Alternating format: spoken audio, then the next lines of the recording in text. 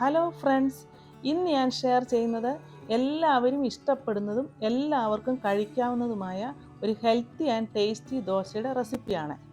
അരച്ച ഉടനെ ഉണ്ടാക്കാവുന്ന ഒരു ക്രിസ്പി ദോശയാണിത്. ഫെർമെൻറ്റ് ചെയ്യാൻ വെക്കേണ്ട ആവശ്യമില്ല.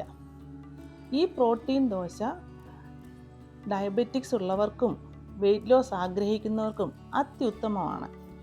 ഇനി ഇതെങ്ങനെ തയ്യാറാക്കാമെന്ന് നമുക്ക് നോക്കാം. അതിനു വേണ്ടിയിട്ട് ഒരു പാത്രത്തിൽ 1 കപ്പ് ചെറുപയർ, 1/2 കപ്പ് ഉഴുന്ന്, 1/2 കപ്പ് റാഗി പഞ്ഞിപ്പുല്ല്, 1 സ്പൂൺ ഉലുവ എന്നിവ വെള്ളമൊഴിച്ച് നന്നായി കഴുകി എടുക്കുക. എന്നിട്ട് വീണ്ടും വെള്ളമൊഴിച്ച് 8 മണിക്കൂർ കുതിർക്കാൻ വെക്കുക. 8 മണിക്കൂറിന് ശേഷം വെള്ളമെല്ലാം ഊറ്റിക്കളഞ്ഞിട്ട് ഇതൊരു മിക്സിയുടെ ജാറിലേക്ക് ഇടുക.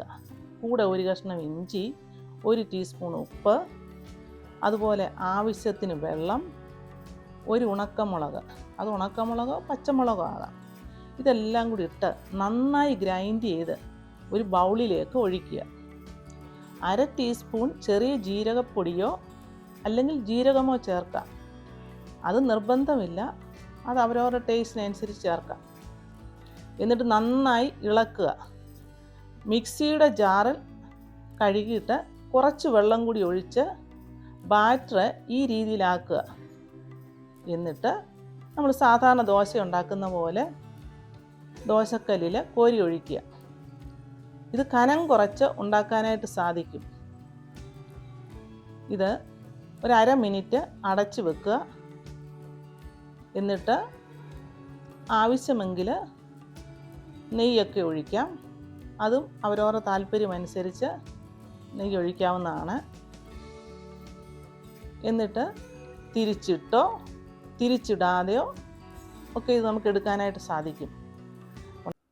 പേപ്പർ പോലെ ക്രിസ്പിയായ ഈ ദോശയ്ക്ക് നല്ല മണവും ഗുണവുമുണ്ട്. ഇത് പൊട്ടറ്റോ മസാലയുടെ കൂടെയോ ചട്നിയുടെ കൂടെയോ അല്ലെങ്കിൽ വെറുതെ കഴിക്കാനും വളരെ നല്ലതാണ്. ഈ വീഡിയോ നിങ്ങൾക്ക് ഇഷ്ടമായെങ്കിൽ ലൈക്ക് ചെയ്യാൻ മറക്കരുതേ.